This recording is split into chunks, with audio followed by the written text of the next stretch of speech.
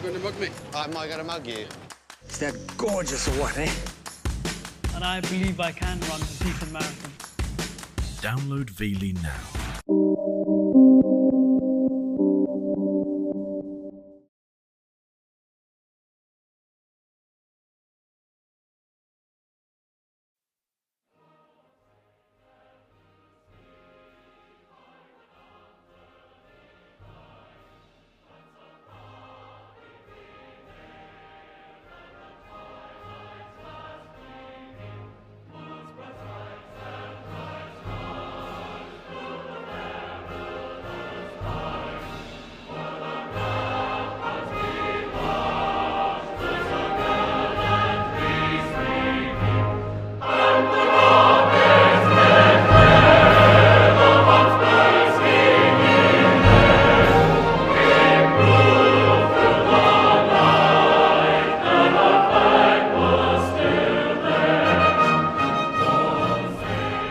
I pity a country that would come up against us. The synergy with air, land, and sea forces and our ability to control the battle space and seize the high ground is devastating. All countries respect the power of the United States and they respect how dominant we are in this region. And we get better and better and better.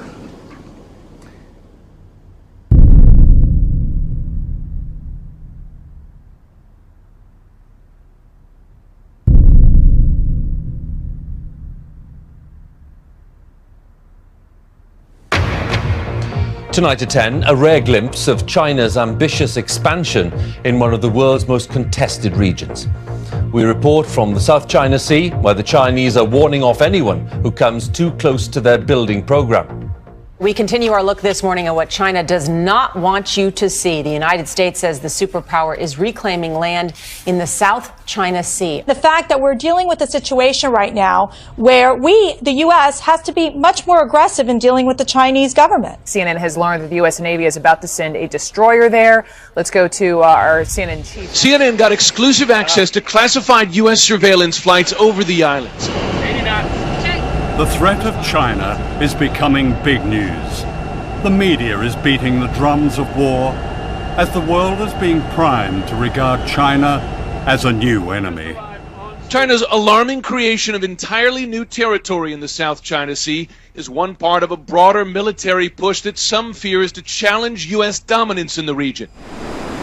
China is building airstrips in the South China Sea on disputed islands condemned by an international tribunal.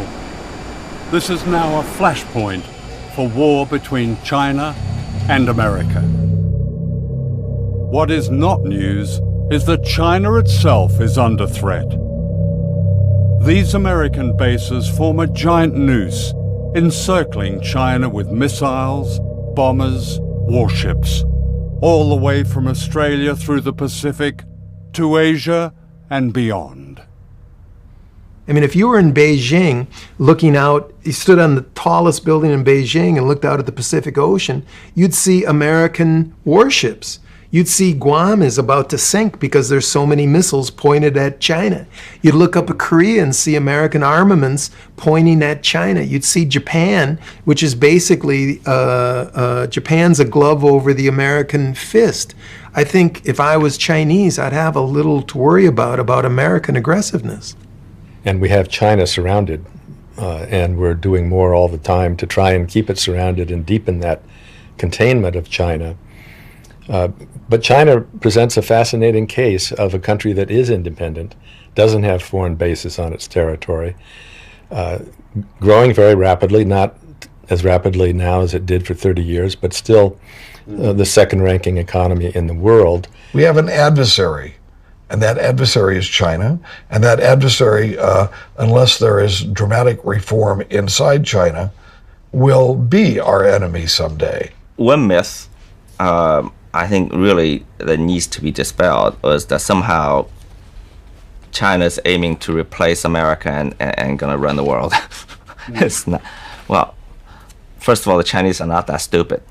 The West, with its Christian roots, are about converting other people into their beliefs.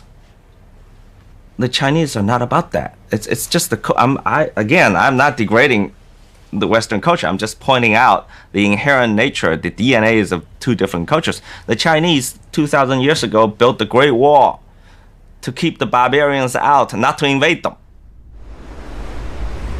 As the world's economic power moves rapidly to Asia, the response of the United States is to deploy the majority of its naval forces to Asia and the Pacific. This massive military buildup is known in Washington as the pivot to Asia. The target is China. The great power game in the 21st century is called perpetual war. For America's unchallenged arms industry, the annual prize is huge profits from almost $600 billion of military spending. Once an imaginary weapon on Star Wars, the electromagnetic gun is now reality. You're sitting here thinking about these next generation and futuristic ideas, and we've got scientists who have designed these, and it's coming to life. And the smartest weapons need enemies. As a Pacific nation, the United States will play a larger and long-term role in shaping this region and its future. I have directed my national security team to make our presence and mission in the Asia-Pacific a top priority. In one sense, is the US already at war with China? Yes, on the ground and in the air. The winner of the Nobel Peace Prize, President Barack Obama, has committed to trillions of dollars to our nuclear arsenal. He's committing trillions of future dollars to war in space. And we need an enemy for all this money, and China's the perfect enemy.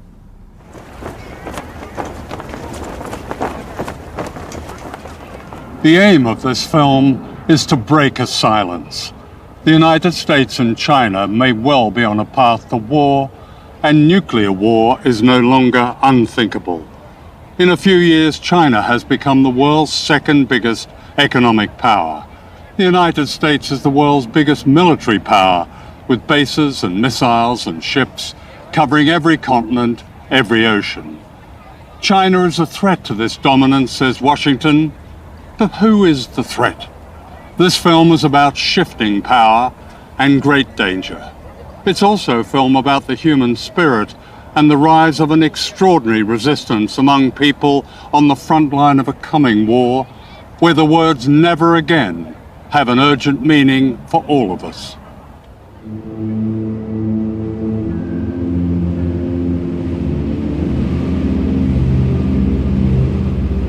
This is Bikini, the rim of an ancient underwater volcano in the Marshall Islands.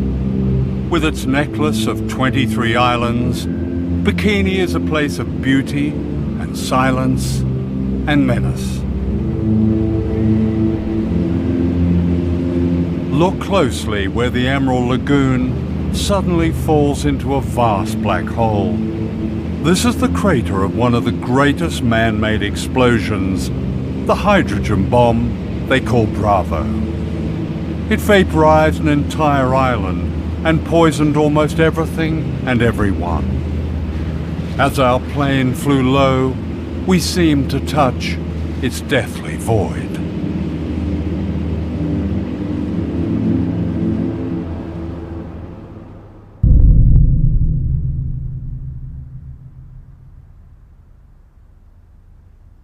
The Marshall Islands lie in the vast Pacific Ocean between the United States and Asia. Captured from the Japanese in World War II, they've long been America's strategic secret, its stepping stone to Asia and China.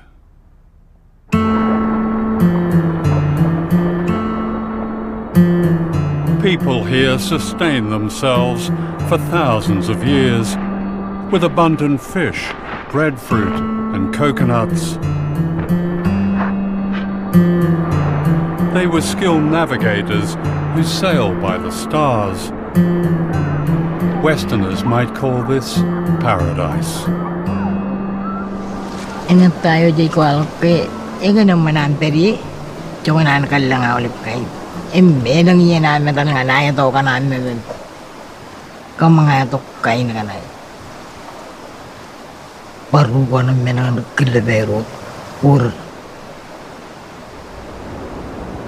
All that changed in 1946 when the United States took over the Marshall Islands as a trust territory, with an obligation to protect the health and well-being of the people. A nightmare began. The islands were turned into a laboratory for the testing of nuclear weapons and the people into guinea pigs. Crossroads, scene 24, take 2. In this propaganda film, the Bikini Islanders are being deceived. Unknown to them, plans were already underway to destroy their paradise forever. Will you ask King Judah that the United States government now wants to attempt to turn this great destructive force into something good for mankind, and that these experiments here at Bikini are the first step in that direction?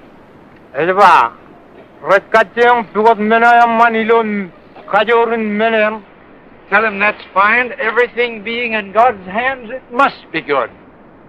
87 ships take positions 3 miles off Bikini to suffer the shattering impact of the 5th atomic bomb. Here will be An armada of warships was assembled in Bikini Lagoon in order to blow them to bits.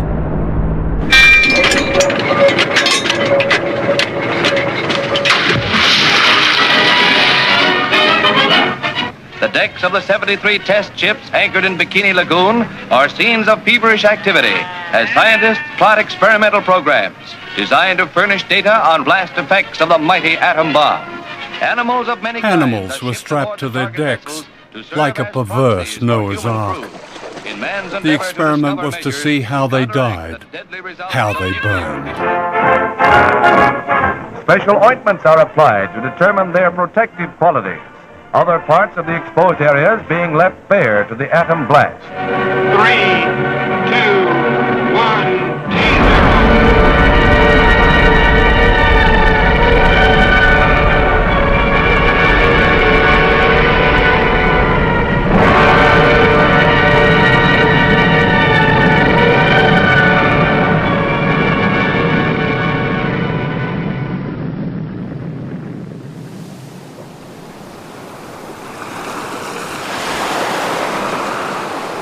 Yo, tibungan ng rane o may arod la pamay.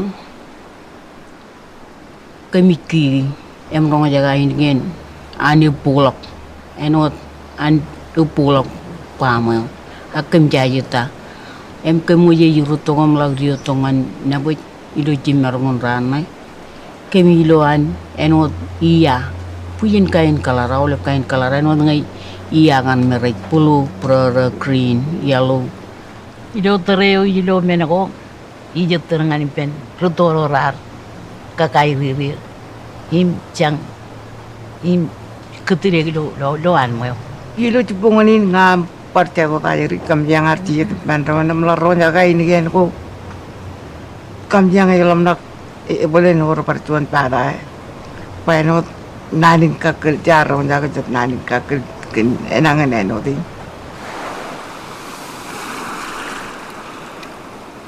Being on Bikini today is disturbing ghosts. I struggle through the jungle to the bunker where they pressed the button at 6:45 on the morning of the H-bomb test. Now claimed by the undergrowth, it's like a subterranean temple to modern times. They drank milkmaid powdered milk, smoked Lucky Strike cigarettes, and later this sign was erected that's beyond irony. It says, "Please leave this property as you find it. Thank you for your kindness and understanding."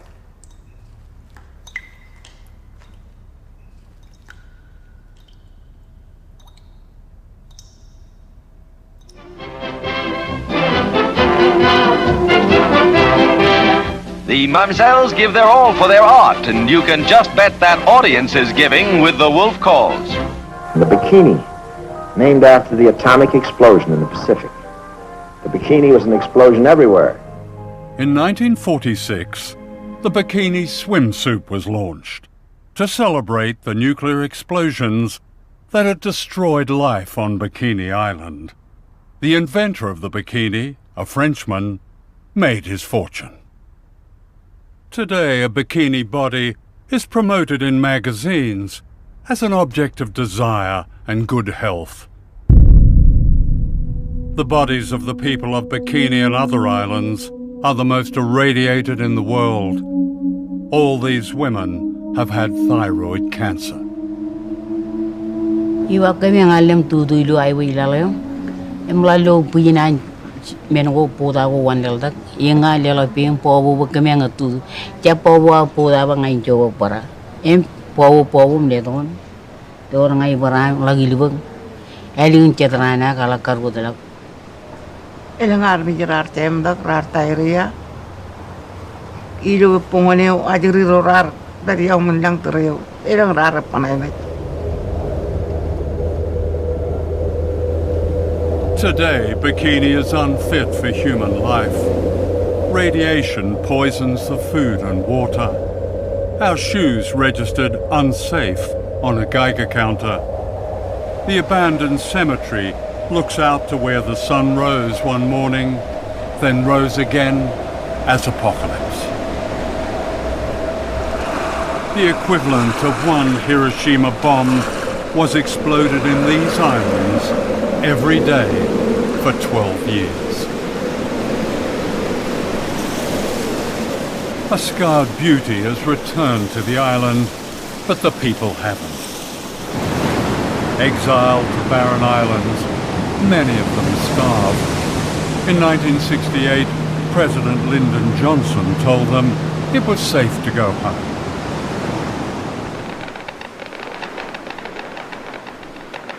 But it wasn't safe, and the US authorities knew it wasn't safe. Ijalaga minin tiamar garar kamanangan ay chep accident aglukun molin garar tar do godin kokuri ijin ya enigan enim im inkiya unair tongom enot program kana ito kan garana kaga yu chongan an cherwal pai hinipem aga garja accident manai. What happened as a result of the Bravo test was that a cover-up was launched very shortly after March 1. I mean, there's such a history of wrong information, outright lies, deception. There was no attempt to take the most conservative approach and make sure that everybody was okay. They knew where the radioactive fallout was going to go. And they took that risk and went ahead and detonated the bomb, knowing full well which way it was going to go. They still had an opportunity to evacuate, even on the day of the shot. But these people were not evacuated, we were not evacuated, and the people on Utrecht were not evacuated. So it only leads one to believe that, number one, the United States needed some guinea pigs to study what the effects of radiation would do. And that's a pretty strong indication that the United States knew that. It seems extraordinary. Here we are, this far into the 21st century, talking to people still frightened of all that nuclear fallout, all those tests, all those years ago. The impression I get is that there's so little trust among people. The U.S. is trying to provide as much information, as much good information as we can. Yeah. And so I wouldn't accept the characterization that that there have been lies and cover-ups. The word guinea pigs comes up a lot from these survivors. I would refer you to our embassy website on that. I've read it. And that question was looked at during the Clinton administration, and that was not the conclusion they came to. The secret of the Marshall Islands is Project 4.1. Declassified documents reveal a scientific program that began as a study of mice and became a study of human beings exposed to radiation. Chicago is where it all began, and to the AEC Argonne Labs in Chicago last week came 7 men, natives of the Marshall Islands. Leben is from Utrecht. He and the rest were irradiated by our March 1954 hydrogen bomb test. John is mayor of Rongelap, which is 100 miles from Bikini. John, as we said, is a savage, but a happy, amenable savage. His grandfather ran almost naked on his coral atoll.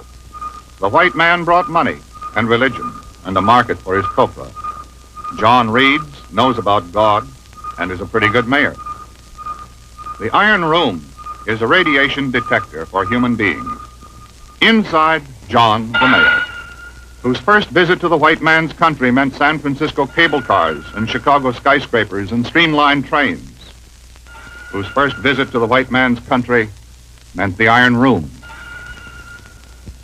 A savage governs his life by ritual, and he understands this because he thinks of it as a new ritual, sitting alone inside the room. Outside, strange kind of priest in a long white coat. When the ritual of the Iron Room was over for John, it began for the others. As each finished, he was told it was over, and he was given apples and other good things to eat. Then he took off the ritual clothing, and the 7 men put on the suits and topcoats they had been lent in Hawaii, which they would return in Hawaii on their way back in the Marshall Islands, in the middle of the Pacific Ocean. United States government documents clearly demonstrate that its scientists conducted human radiation experiments with Marshallese citizens. Some of our people were injected with or coerced to drink fluids laced with radiation. Other experimentation involved the purposeful and premature resettlement of people on islands highly contaminated by weapons tests to study how human beings absorb radiation from their foods and environment.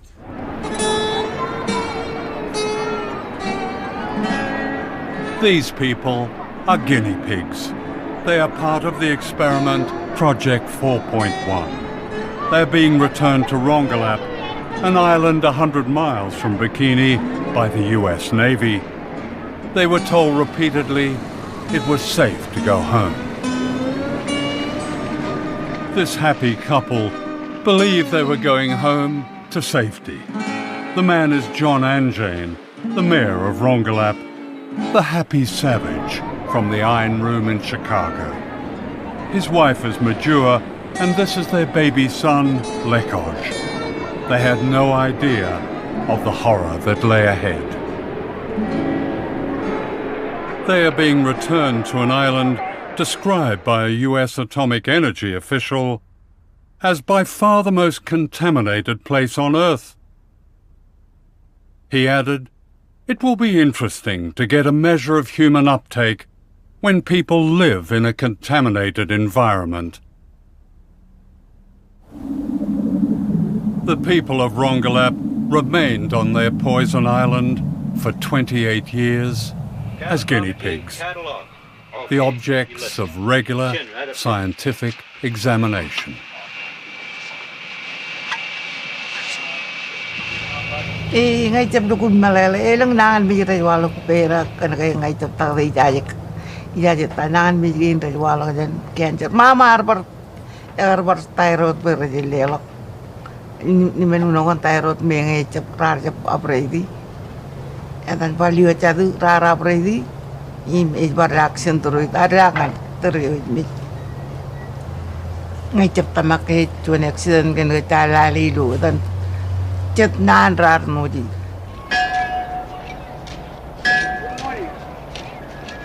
islanders pleaded with the US authorities to move them to safety as evidence emerged that the second generation, the children, were also poisoned.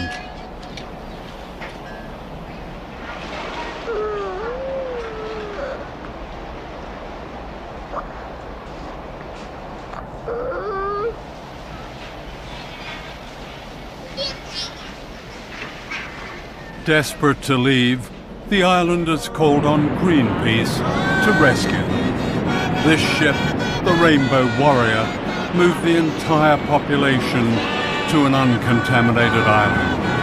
They called it Operation Exodus.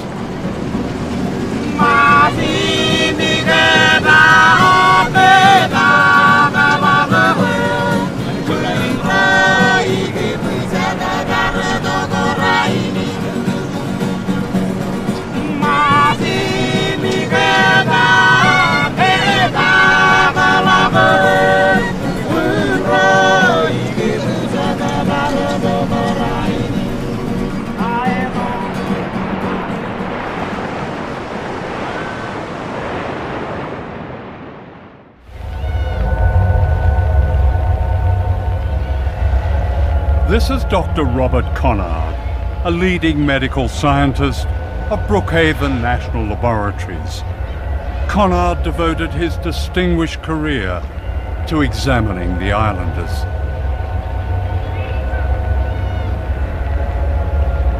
He wrote, "The habitation of these people on the island will afford the most valuable ecological radiation data on human beings. The various radioisotopes present can be traced from the soil to the food chain and into human beings."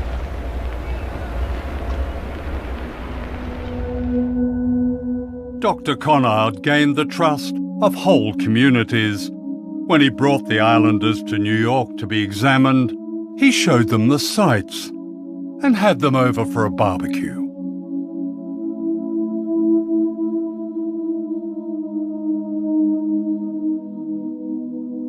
When John Anjane's son Lekoj died, aged 18, Dr. Conard sent the man they called a savage a sympathy card from your friend, Bob.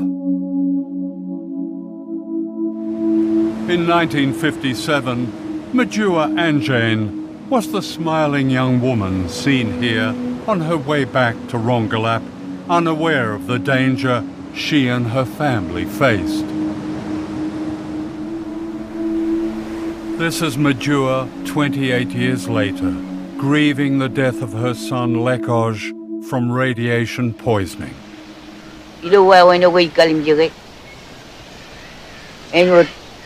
Chuan many nur eurar rurilul air kamanure. Ever break gagini ni jawle bin yenuri. Nagarabaj eno power than ring mujidi. Ilang chicken eno puraga toru luawle ben chicken wouldn't did pen. Pura wagare chicken pen. Many doing many nur. Imilo terrain itu agal kalim jawa when I jarbale arjuan minuun eroika kenge ila kalim jawa when I jarbale nun mini nur pacik jalok wewin ewe yang in menyo era bagalam nakaga oleh ben minuun dit kun ribelle we rar ko kuralar ngundi im mujudi wayare kakini ni jidu why when I retire, you know, many nur budget. And when many Galamalo and Gaga olive right.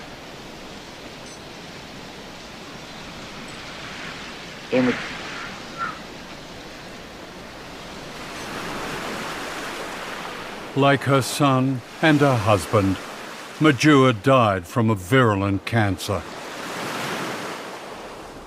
I don't see any great clinics that have been established by, if not the Department of Energy, certainly not by the US government.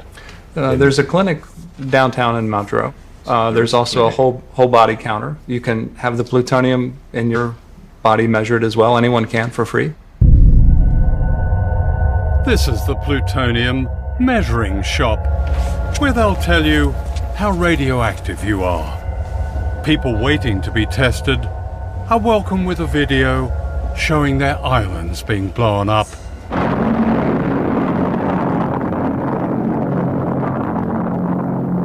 And this reassuring commentary. Yahwehkom Aulip, Etaim Bill Jackson, Program Manager of the Department of Energy, DOE Marshall Islands Program.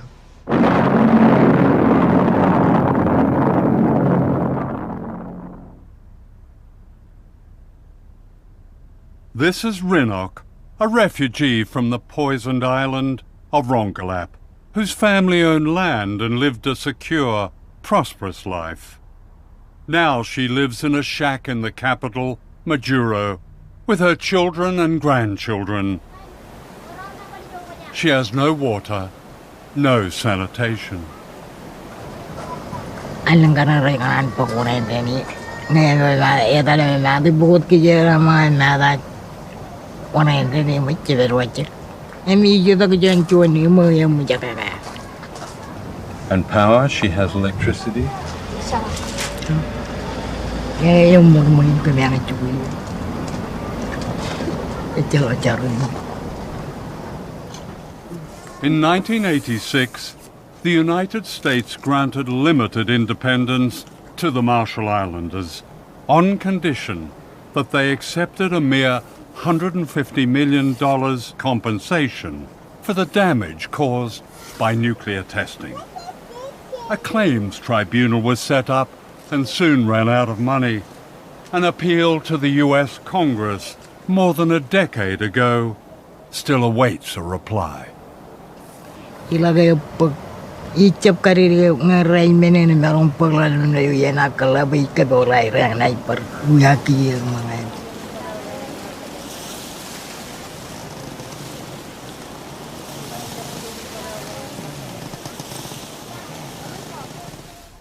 Darlene Keju Johnson was a young health worker who became the champion of her people after she discovered the full extent of their suffering caused by nuclear testing, that many more islands were poisoned than the Americans claimed. This remarkable speech in 1983 broke the silence. I bring greetings from the Marshall Islands and throughout Micronesia. We have hundreds of women who have miscarriages. We have leukemia cancers. We have thyroid cancers. We have stillbirth babies. We have nowadays, I just gone back from home, and I have talked to many women and men in the population, is that we have babies we call jellyfish babies. A baby is born on a labor table, and it moves up and down like this. It's a colorful, ugly thing. It does not shape like a human being. It moves up and down like this on a labor table because that thing is breathing. That is a baby. In 1982, Darlene married Giff Johnson, the author of this tribute to his wife. Darlene was one of the liveliest, most entertaining individuals that I have ever had the pleasure of knowing. She was a voice for the voiceless. Like so many Marshall Islanders, Darlene died of cancer, age 45.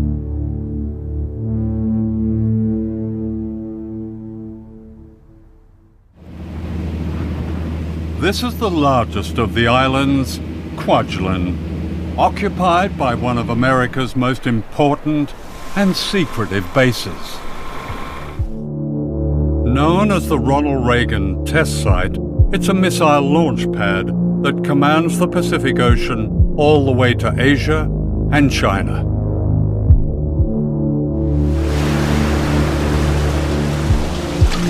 Here, the people of the Marshall Islands are once again being subjected to the testing of weapons of mass destruction designed for a coming war. The base is part of a remarkable plan known as Vision 2020. Devised in the 1990s, its aim is described officially as full spectrum dominance. This means control of all land, sea, air, cyberspace, and space. 5, 4, 3, 2, 1. Ignition. From California, almost 5,000 miles away, the U.S. Air Force tests its intercontinental missiles by firing them at the Marshall Islands. imagine a missile coming screaming out of the sky. It's absolutely terrifying. I think that there's really nothing that I can imagine that would be more terrifying than this. And we're talking about devices that any one of them could go off course. None of this disturbs life on the base, where small-town America has been recreated, a wonderland of the suburban good life. Enjoy it. Thank you. Fabulous. But there's nothing better than living on a tropical island. I pretty much have beachfront property, you know? It's great. I love it here.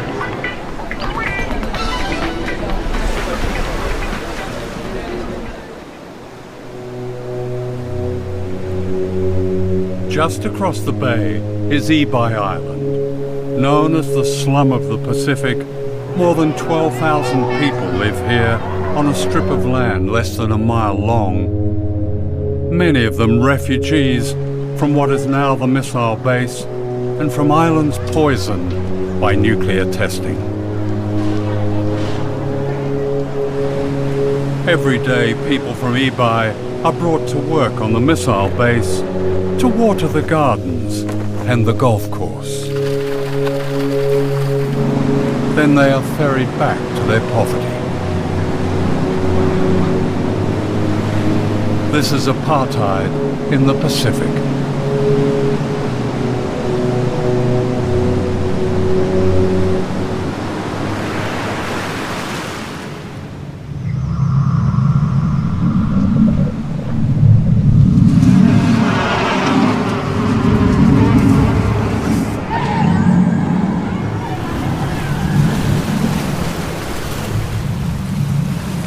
Ebi needs a lot of things. What? Medicine, Getting medicine. education, and job. Vegetable and fruits. Vegetable and fruits. Yes. Here we are, it's a tropical island, and you need vegetable and fruit. Yes. Fish, vegetables, and fruit were once abundant on Ebi. Today, fish is contaminated by toxic pollutants, says the Environmental Protection Agency. Now the only food most people can afford is processed and imported. They have the highest rate of diabetes in the world.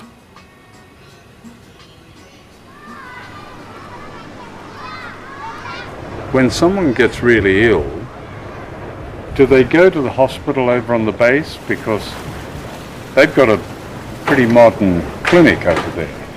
They don't treat them with medicine. They just go there for taking the blood and then X-ray.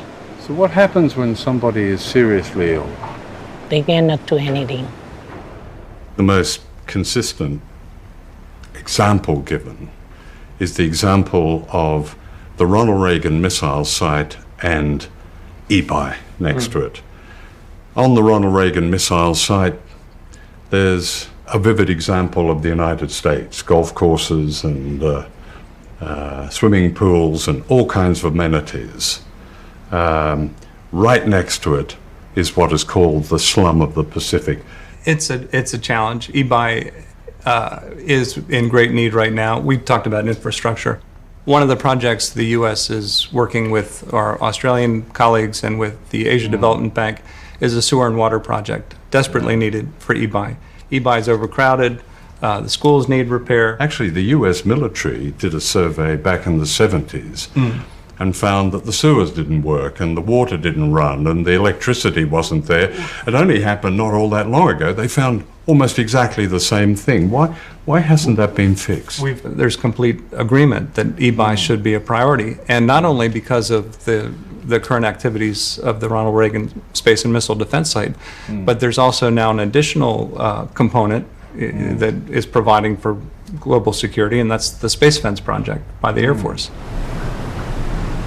Every missile fired on the Marshall Islands by the US military costs $100 million each. This derelict school bus is the only one on Ebi. They can't afford to replace it.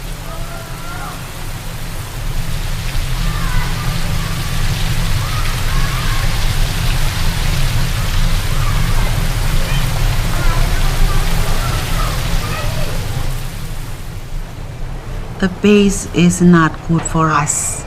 The people of Marshall Islands, we have no need for it. It's being used to test missiles to fire at countries like China.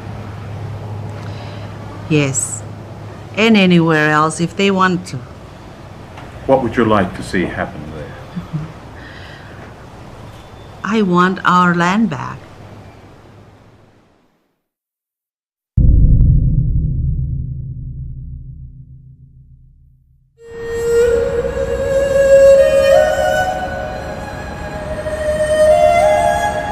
This is Shanghai, the historic port on the Yangtze River, China's greatest city. I had arranged to meet the American author James Bradley, whose latest best-selling book, The China Mirage, reveals an extraordinary hidden history of American power and modern China. It was almost illegal for someone like me to know a Chinese for almost all of American history. The Chinese came to America to mine gold and build the railroads, and Americans decided we didn't like the competition. So in 1882, we had the Chinese Exclusion Acts, which kept the Chinese out of the United States for about 100 years. So you have the largest population in the world that can't come to the United States. So at just the point we're putting up the Statue of Liberty saying we welcome everybody, we were erecting a wall saying we welcome everybody except those Chinese. Fear of a rising China today is the latest chapter in a history of propaganda that presented the Chinese as uncouth and infantile.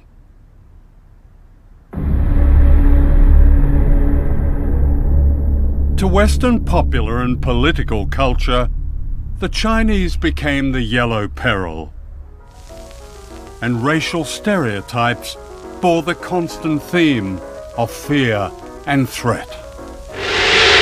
Boris Karloff as the evil Fu Manchu, his passion for power twisting his brilliant mind as he revels in the horrors of human sacrifice and torture.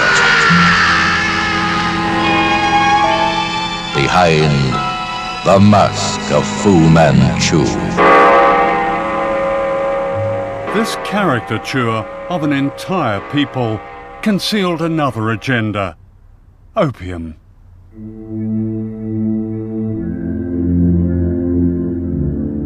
For the American elite in the 19th century, China was a gold mine of drugs.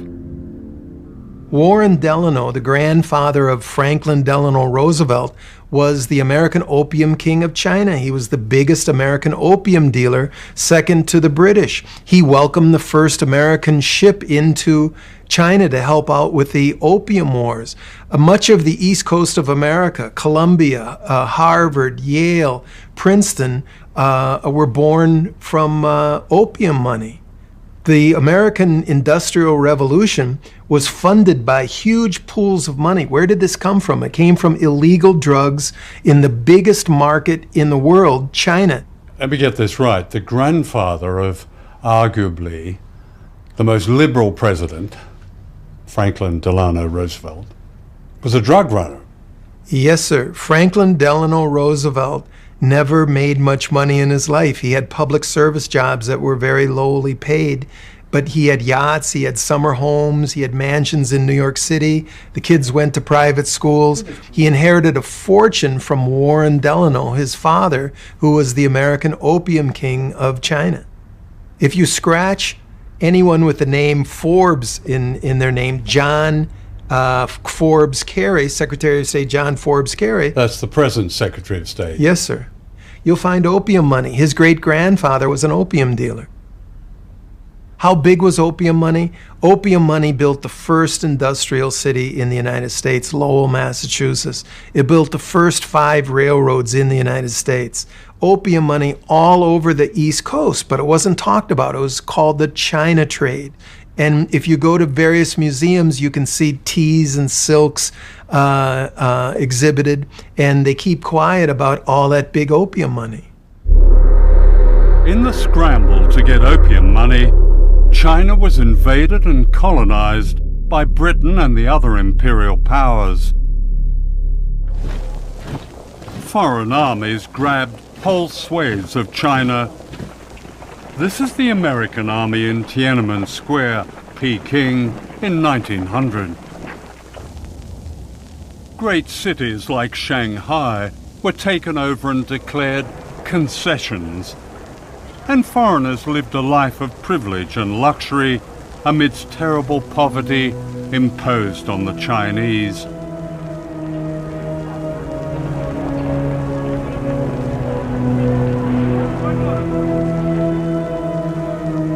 A resistance, known as the Boxer Rebellion, was put down with the savagery. This rape of China set the tone for how China was perceived in the West well into the 20th century. This is the distinguished historian Theodore H. White, an advisor to the White House, speaking in the 1960s. Perhaps China is too vast to be governed by mercy. Yet if Chinese mind craves order, they must be brought to recognize they are the biggest factor in the world's disorder. And we must untangle the madness of their mind. The most difficult task in the world is to reach the minds of men who hate you.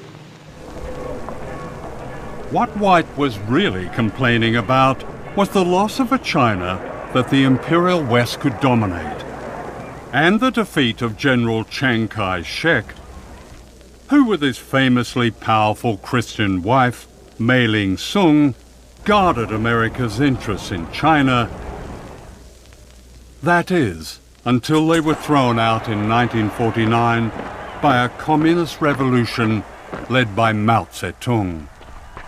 Mao had beaten Chiang Kai-shek 3 times in huge battles involving millions of combatants. Mao was a winner in this contest from the early 1930s on, but we knew very little about it, and people don't understand that even today.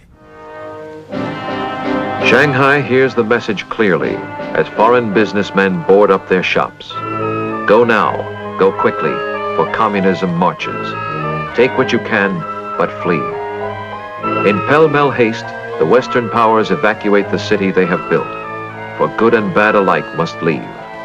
The businessmen come for profit, as well as missionaries come to heal, must say goodbye, as out the Yangtze steams the last of Western influence, and farewell to a century.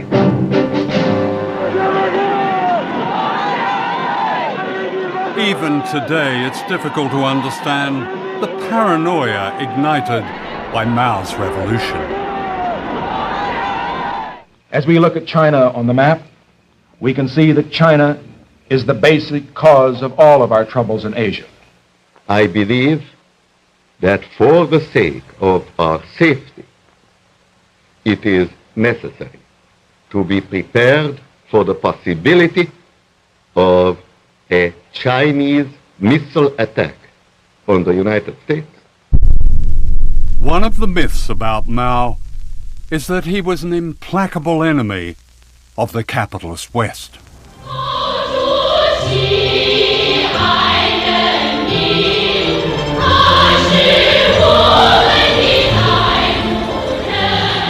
Shanghai today is a prosperous international city, still run by the communists, at least in name.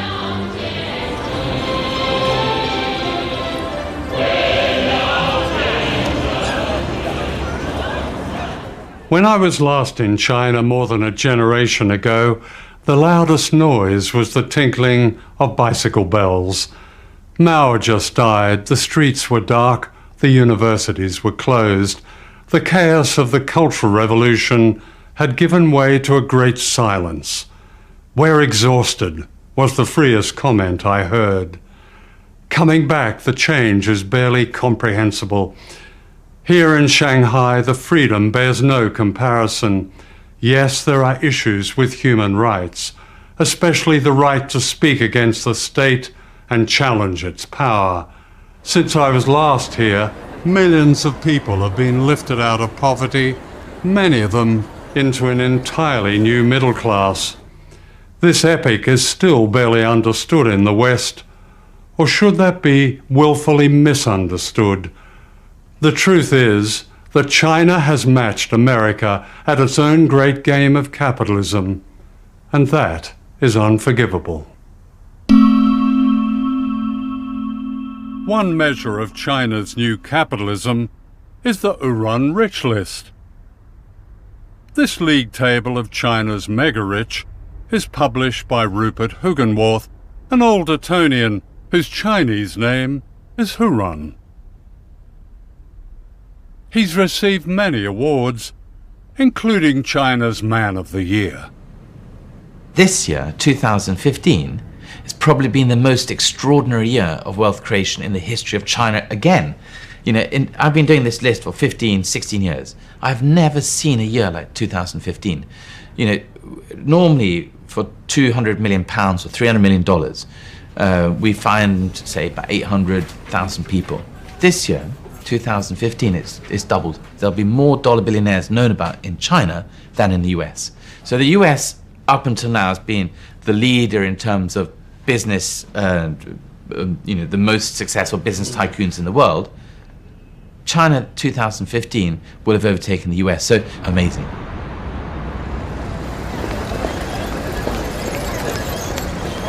Modern China is full of telling ironies, not least this museum that was once the house where Mao and his comrades secretly founded the Communist Party of China in 1921.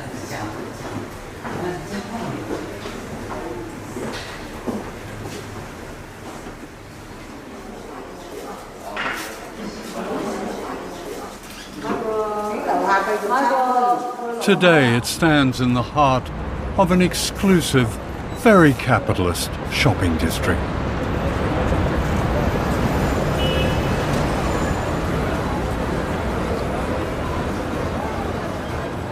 When you leave this shrine to China's Great Revolution, you're confronted by a surreal spectacle. For right outside where the Chinese Communist Party was born are the very symbols of capitalism. Starbucks, Apple, Cartier, Dolce & Gabbana, and down there perhaps the free market's greatest triumph, bottled water that ensures you live young, costing £6 for a small bottle in my hotel. Would Mao spin in his tomb if he was here? I'm not so sure. Hidden history is always a key to the truth. 5 years before his great communist revolution in 1949, Mao sent this secret message to Washington. China must industrialize, wrote Mao. This can only be done by free enterprise. Chinese and American interests fit together economically and politically. America need not fear that we will not be cooperative. We cannot risk crossing America. We cannot risk any conflict. Mao received no reply.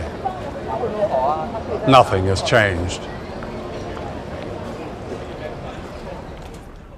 Mao Zedong was looking to be a friend with the United States from the beginning. Mao says, I will go meet Franklin Roosevelt in the White House. Mao reaches out in 1950 to Harry Truman. He reaches out to Dwight Eisenhower. His hand was tossed away.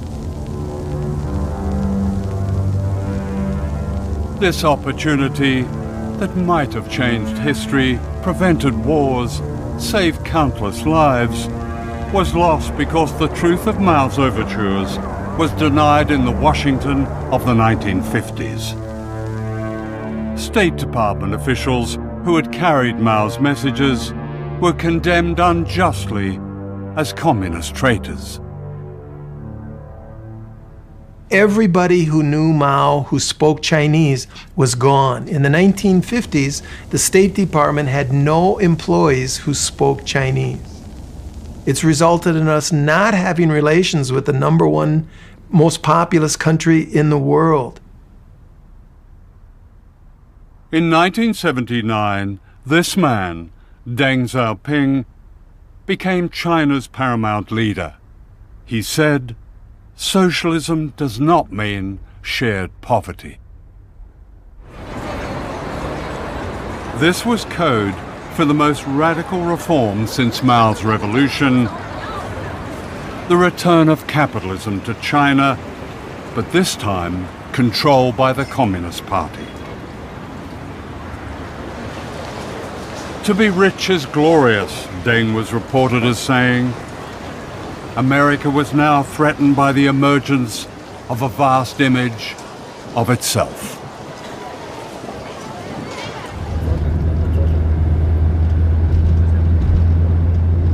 This is one of the many very exclusive gated communities in Shanghai, where an apartment is one of the prizes of the new communism.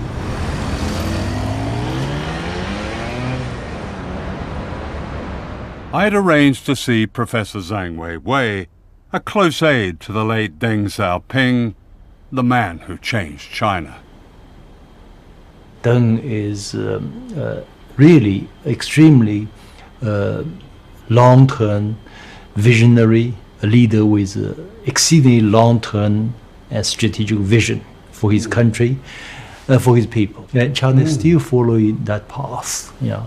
Actually, this is really a tradition from China's long history. You look at even like Mao, he said we should, surpass UK by which year, we should surpass United States by which year. So this tradition continues to this day. Even Xi Jinping today is also doing the same. Actually, what many Chinese have problem with Western media is the stereotypes about China. If you are content with stereotypes, you miss so many things. If BBC broadcasts something, they are happy to always mention this communist dictatorship, this autocracy. No, actually, with this kind of label, you cannot understand this China as it is. But if you watch BBC or CNN or read Economist and try to understand China, it will be a failure. It's impossible. Multiple parties fight for political power and everyone voting on them as the only path to salvation to the long-suffering developing This is Eric Lee, a Shanghai entrepreneur, educated in America, and typical of a new, confident, outspoken political class. Now in China, there are a lot of problems, but at the moment, the Chinese, the party state, has proven an extraordinary ability to change. I mean, I make the joke how in America you can change political parties, but you can't change the policies. In China, you cannot change the party, but you can change policies. So in the 65 or 66 years, China is being run by one single party, yet the political changes that have taken place in China in this past 66 years have been wider and broader and greater than probably any other major country in modern memory. So in that time, China ceased to be communist. Is that what you're saying? Well, China is a market economy, and it's a vibrant market economy, but it is not a capitalist country. Here's why. There's no way a group of billionaires could control the Politburo as billionaires control American policymaking. So in China, you have a vibrant market economy, but capital does not rise above political authority. Capital does not have enshrined rights. In America, capital, the interest of capital and capital itself has risen above the American nation. The political authority cannot check the power of capital. And that's why America is a capitalist country, but China is not. This is the ironic title of a best-selling book by Zhang Lizhi, a journalist and critic who lives in Beijing. Many Americans imagine that the Chinese people live a miserable, repressed life with no freedom whatsoever. That's not quite true. If you speak to many ordinary Chinese people, they will tell you they feel their life are quite free. Some 500 million people being lifted out of poverty, and some would say probably 600 million people. That's a great achievement. For many Americans, the yellow peril has never left them. I think there's a fear about China. Of course, there's a fear of China's rapid rise, but it also has a lot to do with China's the label as a communist state. China's objectives are modest compared with their weight. They're not trying to run the world. They're not even trying to run Asia Pacific. I think they want to keep America from dominating the Asia Pacific. So they have what they believe is their rightful place in Asia Pacific because of long civilization, long history, and their size. So their objectives are really modest compared with their capacity. The wealth, the new wealth in China, they often say this is the product of self-made entrepreneurial skill. Yeah. But is it not also the product of the exploitation of people at the bottom? What are known in China as migrants, but they're not really migrants, they're Chinese. If you really, go to talk to these migrant workers, you will find quite surprisingly, over the past 5 to 7 years, they have experienced a greater income increase than any other social groups. China not a class society. But China is a class society. These are the homes of migrant workers, people who build and service the new China.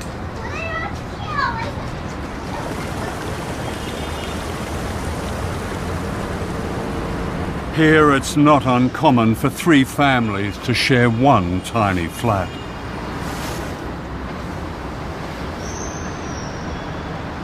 You would associate a socialist country with equality, but unfortunately, since the reform has started, China has become one of the most unequal societies in the world. The income gap is widening. Government, I feel, have retreated some of the responsibilities, left the markets to take over, but the market does not always treat women kindly. Some private companies, they would just refuse to hire child-bearing age women. And sometimes when women become pregnant, they will sack them because they don't want to pay the maternity leave. And in fact, the income gap has grown much bigger between men and women. Your old boss, Deng Xiaoping, presided over the bloodshed in Tiananmen Square. What would you say to the survivors of Tiananmen Square? Because so many of those did fight for what they saw as democratic change in China.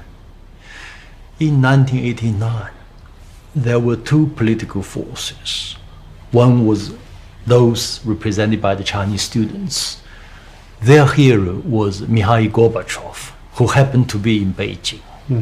Their slogan was, Soviet Union's today, China's tomorrow. So the idea was political reform first, other reform second. Otherwise, China would be hopeless. And Deng's message was the opposite. He thought Gorbachev was an idiot. He thought, China must have economic reform first, other reform second. This priority must be set clearly. Unfortunately, at that particular moment in 1989, the 2 political forces could not reach a compromise. So definitely a tragedy occurred. It was more than a tragedy. It was a massacre, of which the memory remains a raw presence in modern China. Why does the Chinese state still fear the few who speak out? And I'm thinking of Liu Xiaobo. Exactly. I mean, this man won the Nobel Peace Prize, and he's in prison. He's violating Chinese law, by a big margin. So Actually, the freedom of expression, similar views are aired by many people, but he's really going to the extreme. Liu Xiaobo challenged the government to implement democratic reforms and has spent a total of 13 years in prison. Why can't a confident China accept a criticism like this? So Nobel Peace Committee makes huge mistake. They owe the Chinese an explanation. If you cross the line, you violate the constitution, you violate so many laws, you should be punished.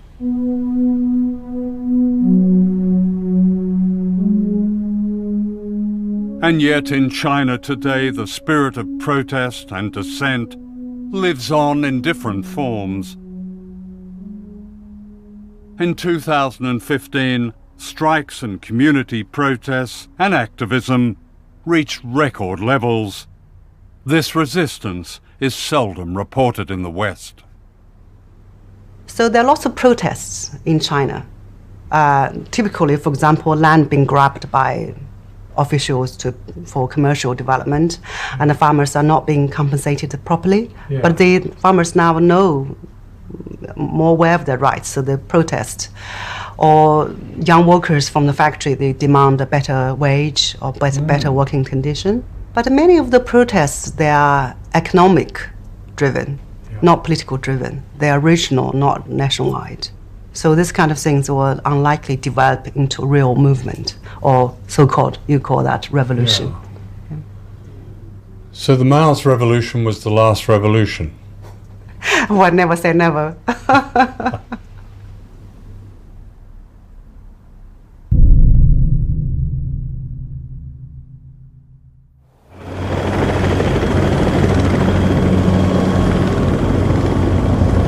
The Japanese island of Okinawa is occupied by 32 military installations.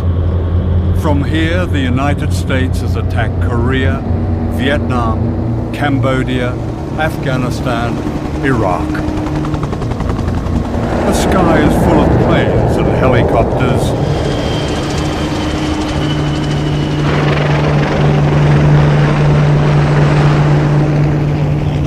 Wherever people go, they are fenced in and told to keep out.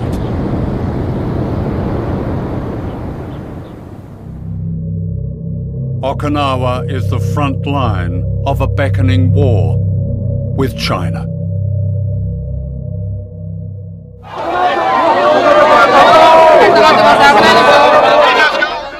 Aged 87, Fumiko Shimabukuro is one of the leaders of a non-violent resistance that's challenging Washington's pivot to Asia.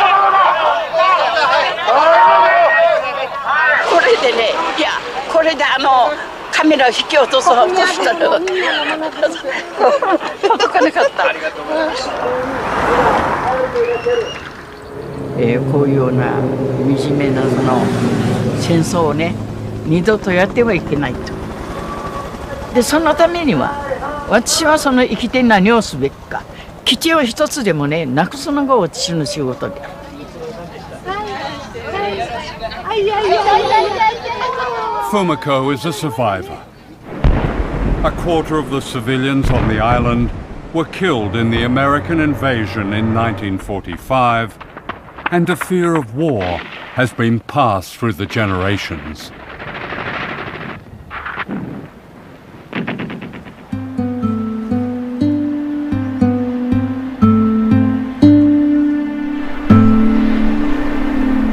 Today, those who witness these horrors live in a place of extraordinary beauty, surrounded by coral reefs and a unique marine life.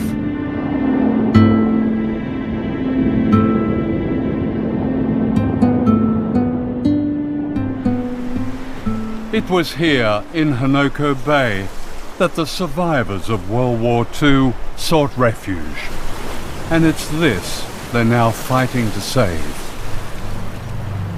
It's an epic struggle that pits these island people against the greatest military power on Earth.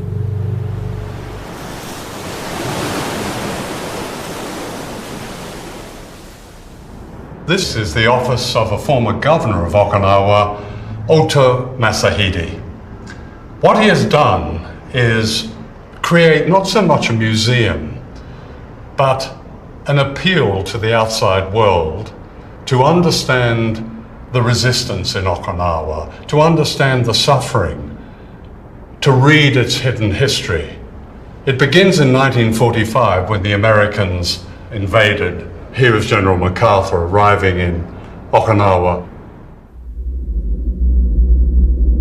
A second invasion happened 10 years later in what became known as the Bulldozers and Bayonets campaign. American forces seized prime agricultural land, burned farmhouses, and killed livestock. The dispossessed people of Okinawa marched the length of Japan, appealing for help. This wall is devoted to a resistance in Okinawa that never ceases. Everywhere people go on the island, they are confronted by this sign. It tells them they must not go past this fence topped with barbed wire. These fences run like great ribbons across the island, and the bases themselves cut swathes across Okinawa. But all around them are people with this continuing demonstration, this continuing resistance. And they have a message. It's people of the world. Watch what Japan and the US are doing. Don't let them force the bases on Okinawa.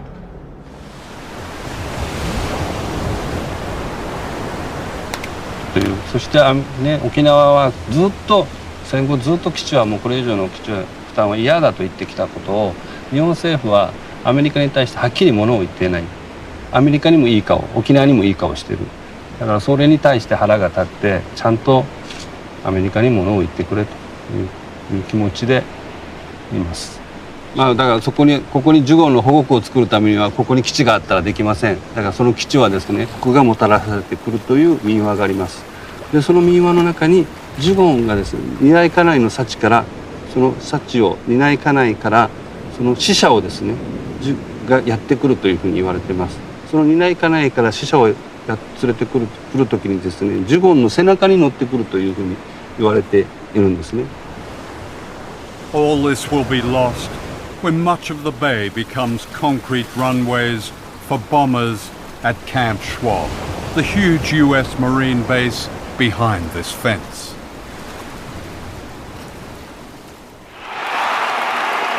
In 2014, Okinawa elected a new governor, Takeshi Onaga, who won by a landslide on one issue, stopping the new base at Honoko. This was election night outside the American base at Camp Schwab. あ、明日みです。こんばんは。はい。ありがとう。ありがとう。ありがとう。やった。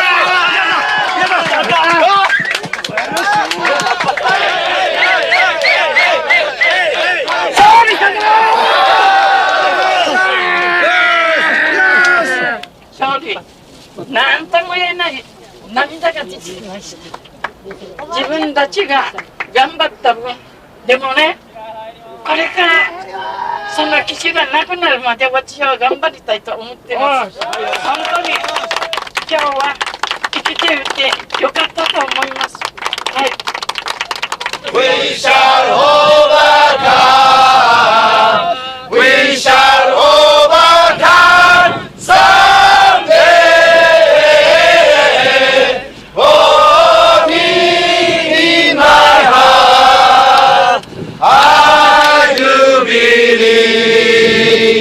We shall overcome someday.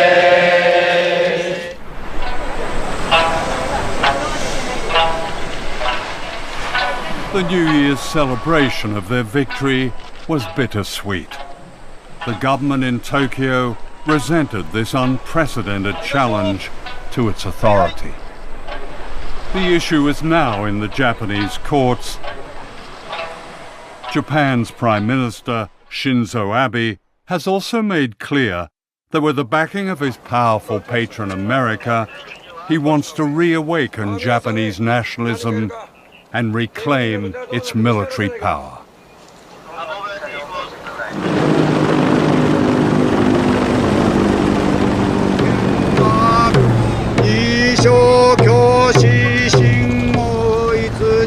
While we were filming this ceremony outside the base, on a day when people paid respect to their departed loved ones, giant American helicopters circled above us, intimidating as always.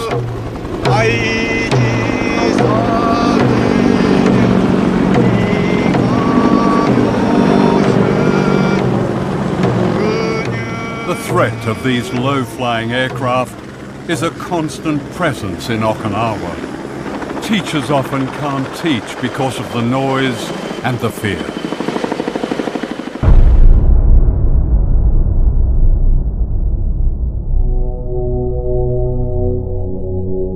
This was the carnage when an American fighter crashed into a primary school after the pilot had ejected to safety.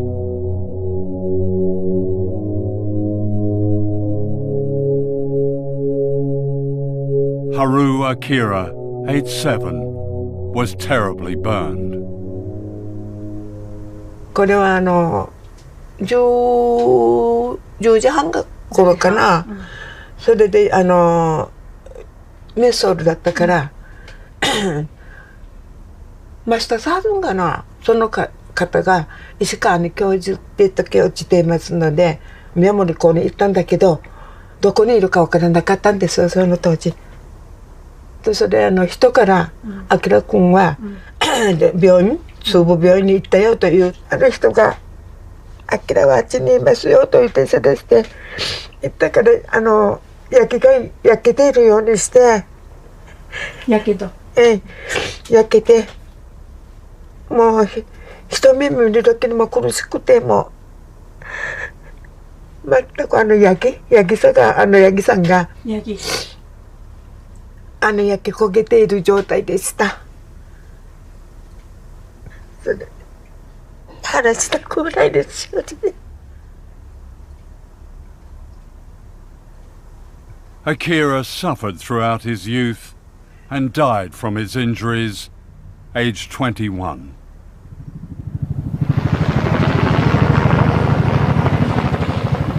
Another tragedy waits to happen on Okinawa. US military aircraft have been involved in 44 accidents on the island.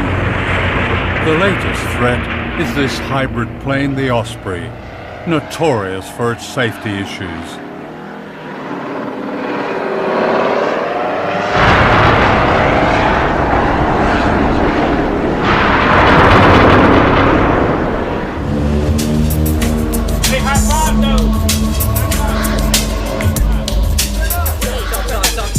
Wherever the military is based in Asia, there is a relationship with local people, especially women, that often breeds resentment.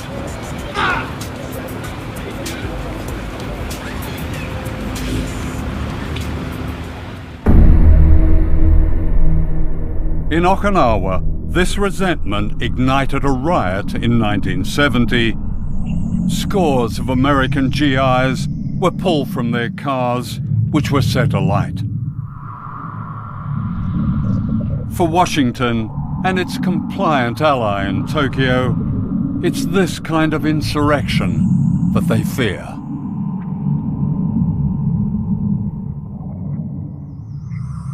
During the making of this film, a young woman was raped and murdered, allegedly by an American military contractor from one of the bases.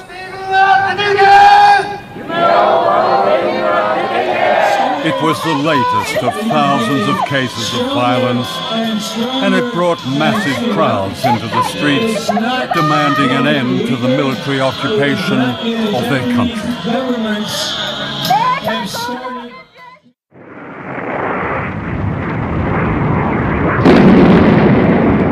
a Mace missile designed to carry a nuclear warhead. During the Cold War, the United States secretly installed nuclear weapons at this launch pad in Okinawa. Most of them were aimed at China.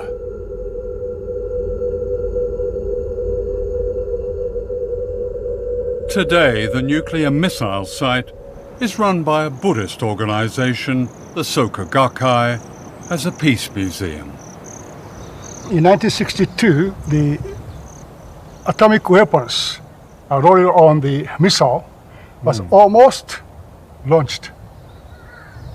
They're almost launched. Yeah, according to the spokesman of this military base, said they were ordered to prepare, then received second order to stop it.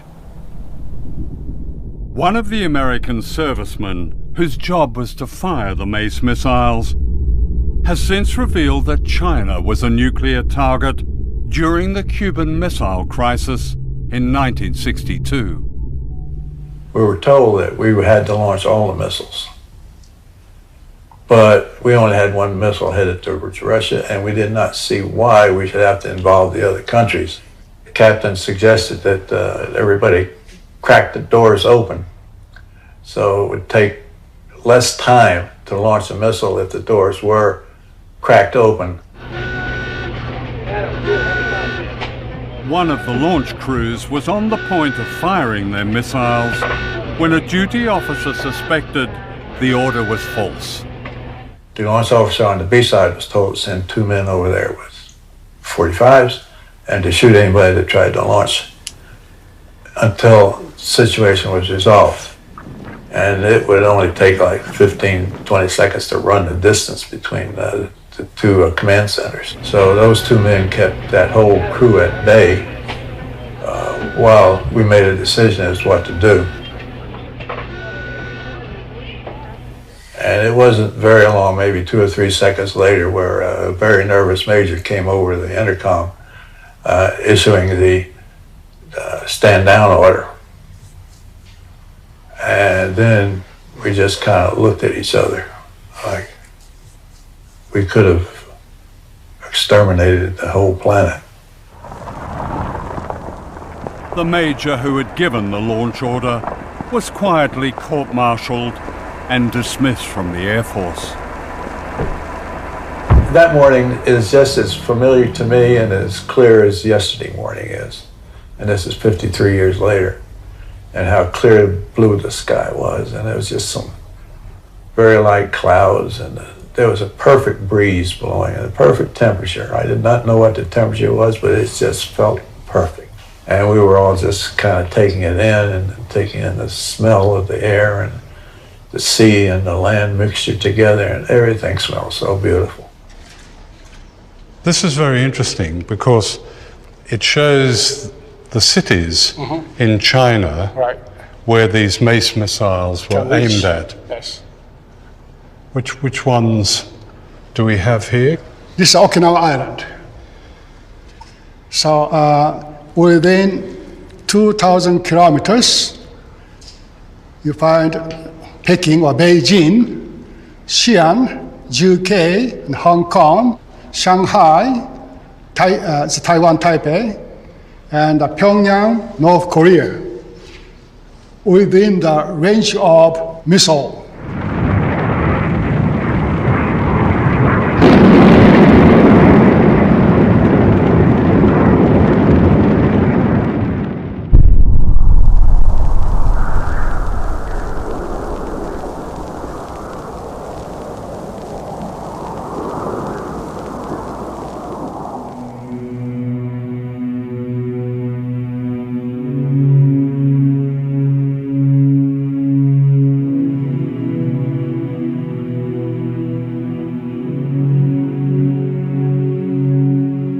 This is the work of the Okinawan sculptor Kinjo Minoru. It's a tribute to the suffering and resistance of the people of this island.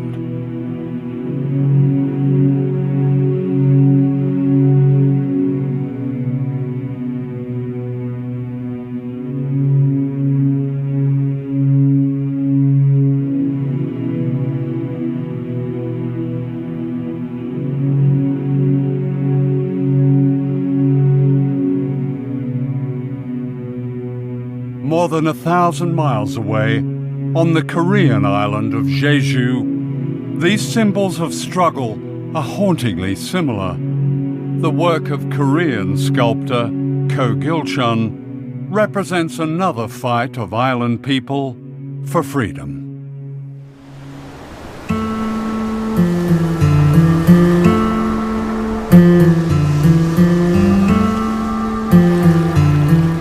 A semi-tropical sanctuary of unusual beauty, Jeju Island is a World Heritage Site. The government of South Korea declared it an island of world peace.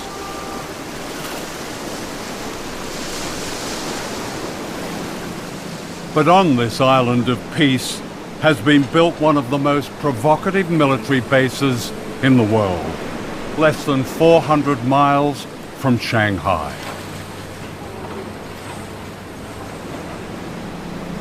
Like Okinawa and the Marshall Islands, this is America's front line in its so-called pivot to Asia.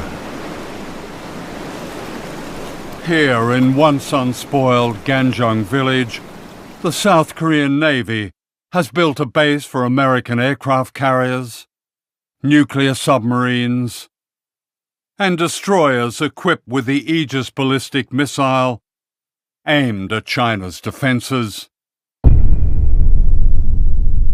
China's lifelines to the world in oil, trade, resources depend on shipping that comes through choke points like this. The U.S. pivot into the Asia-Pacific is really intended to create the ability to put a loaded gun to the head of China and say, you know, you will do as we say, otherwise we will be able to restrict, we will be able to shut down, choke off your importation of oil and other resources.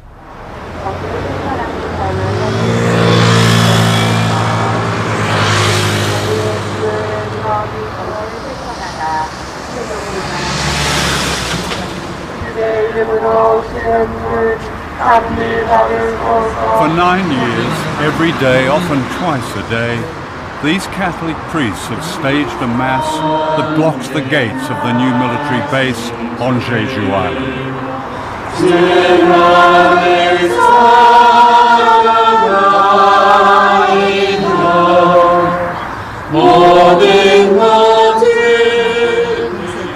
In a country where political demonstrations can be easily banned, unlike powerful religions, the tactic has produced this spectacle of resistance.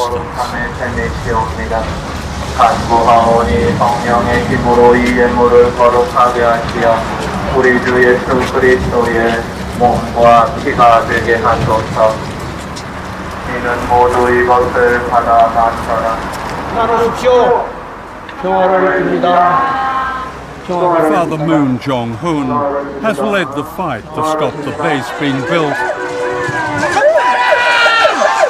and several times suffered serious injury.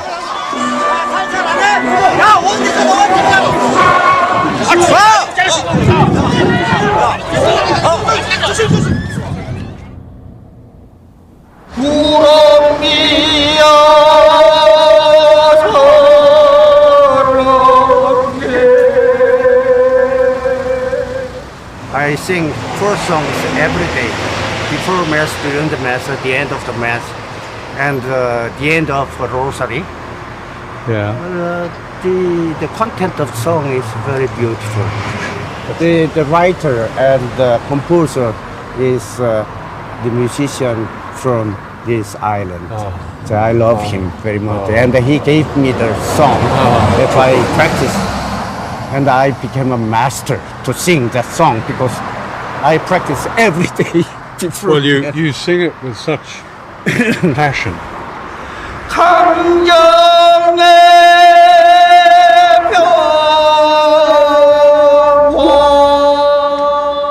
Sometimes we just wait. Typhoon, typhoon struck. Do you sing then? Do you have a mass when the typhoon strikes? Oh yes, during this, no exception. What will happen if this base becomes operational? They have destroyed the environment, destroyed the life of villagers. No, we should be witness of that oppression and violence, you know. Why do they do it? Well, they'd like to rule the Pacific area, whole area, right? They'd like to make China isolated in this globe. Yeah. You know? It means U.S. government want to be emperor of this world.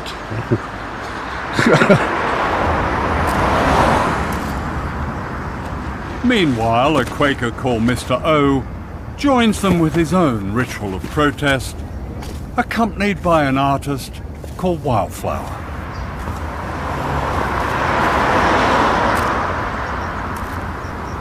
오초근 선생님이 삼보일배를 하다 보면 이렇게 바닥에 숙여야 되잖아요.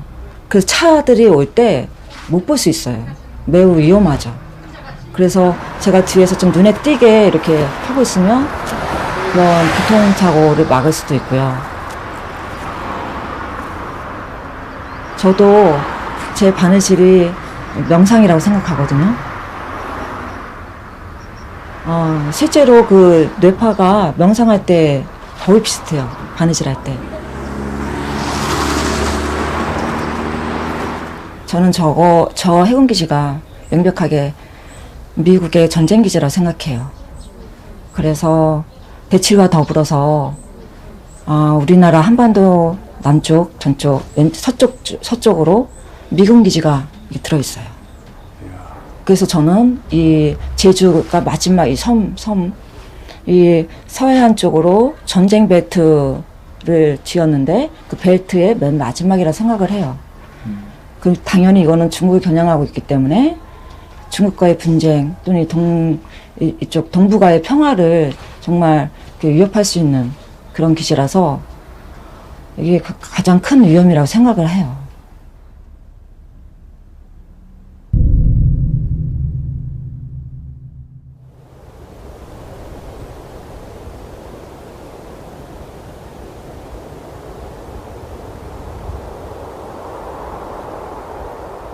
This is the center of an empire that never speaks its name, whose power is represented in this extraordinary world map of American military bases.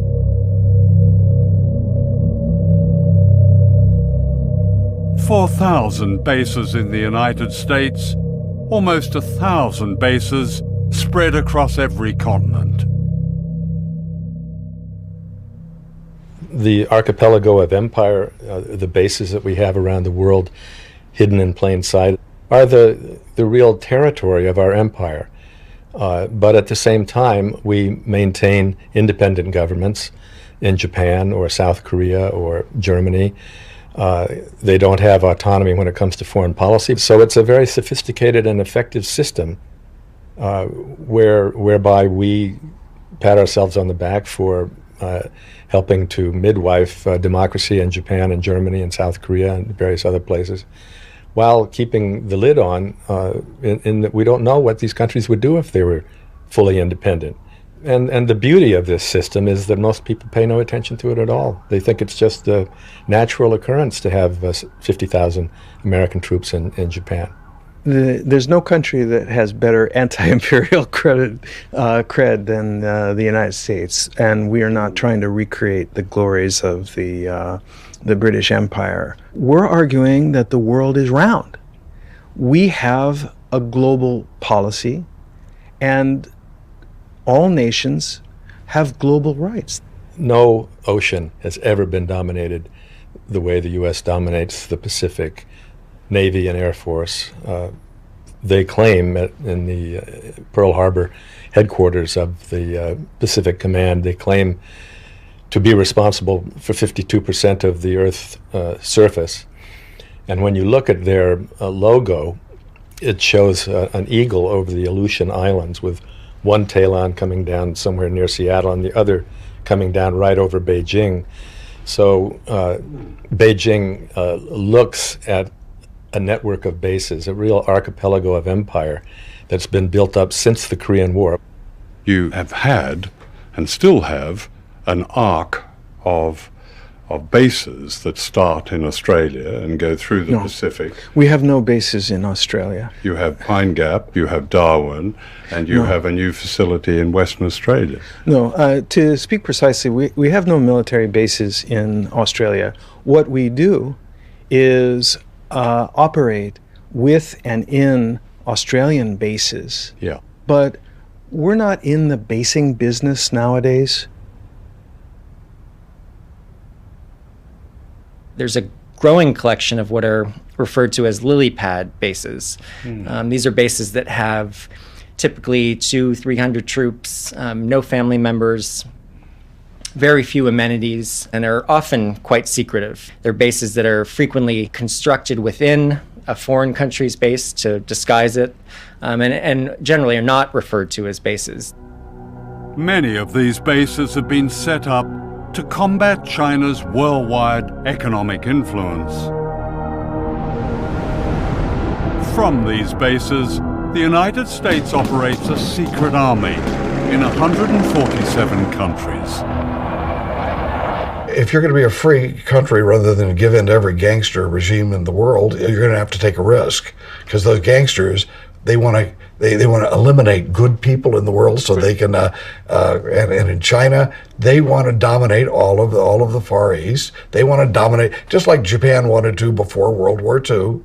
Their goal was to dominate that part of the world. Today, because there has been no political reform in Beijing, these guys want to dominate a huge chunk of the planet. Twilight struggle. Andrew Kurpenovich served on America's National Defense Panel. He's a military strategist and war planner. You've written that airstrikes and naval blockades have a role to play in punishing China. You've described the need for sea mines. You've described the need for special forces, US special forces, and missiles placed in islands. This sounds like a preparation for war. Our first president, George Washington, said, if you want peace, prepare for war. And essentially, what the United States is doing, again, is responding to provocative behavior on the part of China. And just as we did in the Cold War, the idea was to have a position of military strength such that your adversaries were not tempted to act in aggressive ways or try and employ coercion to get their way. I mean, just last week, the US Navy sent a guided missile destroyer into the Spratly Islands in South China Sea. And what was different about this, I think, was that Chinese fighters scrambled. That sounds like an escalator. Well, again, from an American perspective, the escalation was the Chinese beginning to militarize these islands in the first place, moving its military capabilities down into that region, engaging in provocative behavior against the commercial activities and military forces of other minor countries in the region that have claim to those islands. So it's a response to Chinese intimidation. Excuse me, how is commerce being intimidated in the South China Sea? There have been no military forces, no military bases there. The Chinese... Except the United States military bases. Not in the South China Sea, and not even in the Philippines, because the United States withdrew its forces in the Philippines. But the United States is back in the Philippines. The Philippines and the United States have announced 5 different locations scattered all throughout the Philippines where U.S. troops will be stationed on a rotational basis. This threat to China from yet more US bases on its doorstep was not an issue when an arbitration tribunal ruled against China's claims to the strategic Spratly Islands in the South China Sea. In 2015, the US Navy rehearsed a blockade that would cut China's lifelines of oil and trade and raw materials. The danger of confrontation grows by the day. The US Navy is on the doorstep of China, regardless of disputed islands, and is there with low-draft ships, planes, battle groups. It's right on the doorstep. What if Chinese ships, what if the equivalent was off California? Well, John, we ask ourselves that question regularly, and it's important to put yourself in the other guy's shoes. Yeah. So, look, we don't operate in the Pacific in an effort to scare China, to contain China, to backfoot China. Our operations and our presence, first of all, is warmly welcomed by the vast majority of the coastal states. But secondly, is fully accepted by the Chinese. Time after time. Is it fully accepted? Yes. My impression. By their words. The Chinese My impression leaders, is that they're scared. And this is what they're scared of. A noose of bases right around China.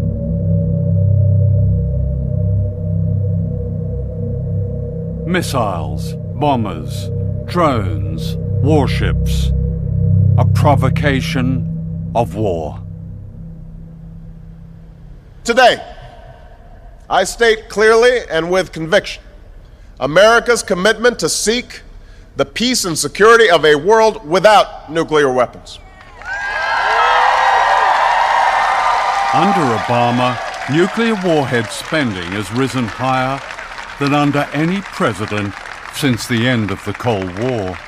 It's all a magician's show, because at the same time that Obama is talking about that, not only is he spending $1 trillion to modernize U.S. nuclear forces, but he's deploying these missile defense systems to encircle Russia and China, which makes it impossible to get rid of nuclear weapons in that climate. Everybody wants to look like they're tough. See, I got to be tough. I got to show you, I'm not afraid of doing anything military. I'm not afraid of threatening. I'm a hairy-chested gorilla. And, and you don't want to look like you're weak. So what you do is you talk more and more aggressively, and if you don't want to do it yourself, because you maybe think it doesn't look very presidential, you let somebody under you do the talking. And we have gotten into a state, the United States has gotten into a situation where there's a lot of military, saber rattling, and it's really being orchestrated from the top. Yeah. This seems incredibly dangerous, all of this. That's an understatement, I think, but I agree. Yeah. When you routinely plan for mass murder, you become conditioned to it. That's what this is. We accept it. Oh yeah, we have nuclear weapons. The Defense Secretary, he's just announced that there will be warships and special forces and planes sent to the Philippines, and the Wall Street Journal has described this as the vanguard of a major U.S. presence in Southeast Asia. That sounds like... Where does this end? What's the purpose? I mean, where are we going to stop this process before it starts a war? And then if the war starts, where does that end?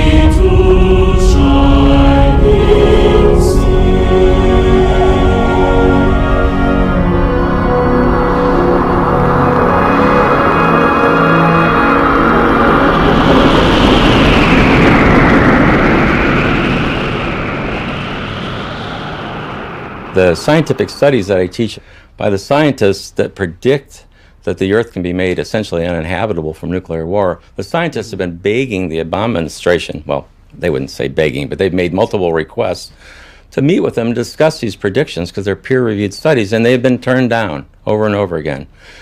They've been peripherally told that, well, we don't think the long-term environmental consequences of nuclear war are all that important if the immediate effects of nuclear war don't stop it. But the long-term environmental consequences of nuclear war are liable to wipe out the human race. In one exchange, nuclear exchange between the US and China, what could be the consequences? Well, let me just give you an example of what one Chinese 4 or 5 megaton warhead would do to a city in the United States if it got through. The detonation of that weapon over a city would instantly ignite about 600 or 700 square miles on fire. And within 20 to 30 minutes, all of those fires would coalesce into a single gigantic firestorm. There would be no escape from it, so all the people there would perish.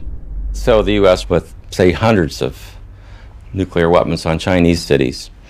Well, when you combine all the smoke from these nuclear weapons detonating, it actually creates millions of tons of smoke, black carbon smoke, will rise above cloud level into the stratosphere. It's heated by the sun. It acts like a solar collector. And that smoke, because of that, will stay there for 10 years or longer.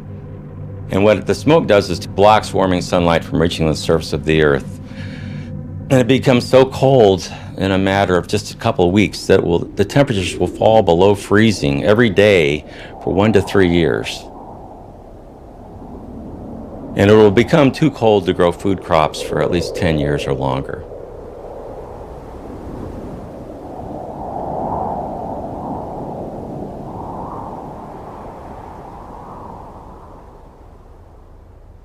I mean, there's like a total disconnect with the changing world.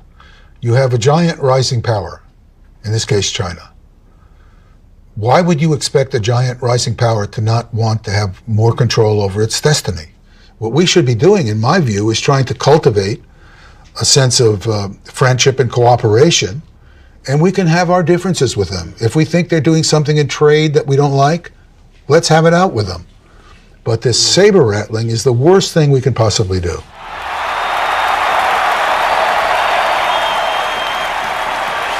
It is time to show the whole world that America is back, bigger and better and stronger than ever before. We don't have victories anymore. We used to have victories, but we don't have them. When was the last time anybody saw us beating, let's say, China in a trade deal? They kill us. We can't continue to allow China to rape our country, and that's what they're doing. It's the greatest theft in the history of the world. The new president, Donald Trump, has a problem with China. The urgent question now is, will Trump continue with the provocations revealed in this film and take us all to the edge of war? There never have been two countries more interdependent on each other than China and the U.S. in history. And China is the largest trading nation in the world and in history.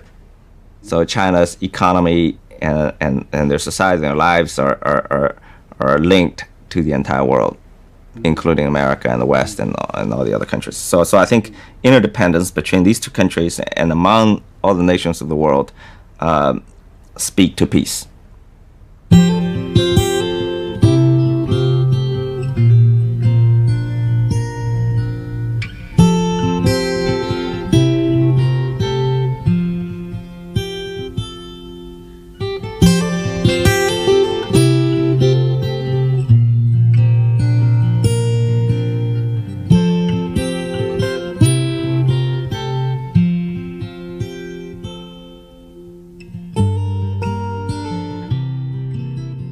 We don't have to accept the word of those who conjure up threats and false enemies that justify the business and profit of war if we recognize there is another superpower. And that's us, ordinary people everywhere, like the people of Okinawa, Jeju Island, the Marshall Islands, China, the United States. By speaking out, they deliver a warning to all of us.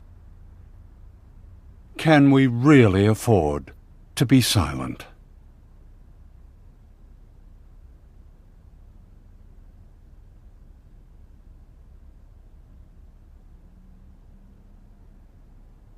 We'll meet again.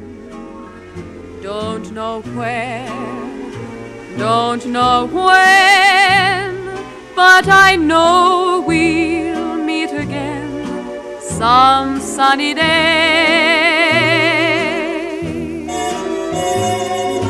Keep smiling through, just like you always do, till the blue skies drive the dark clouds far away. So will you please say hello to the folks that I know? Tell them I won't be long. They'll be happy to know that as you saw me go, I was singing this song.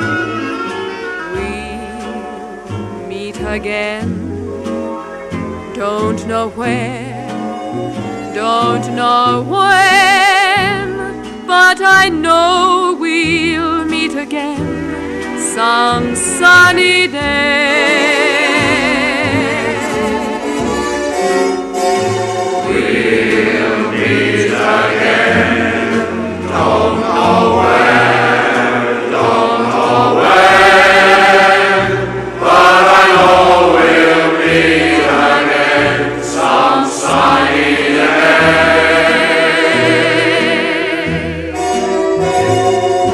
Keep smiling through, just like you always do. Blue skies drive the dark clouds far away. So will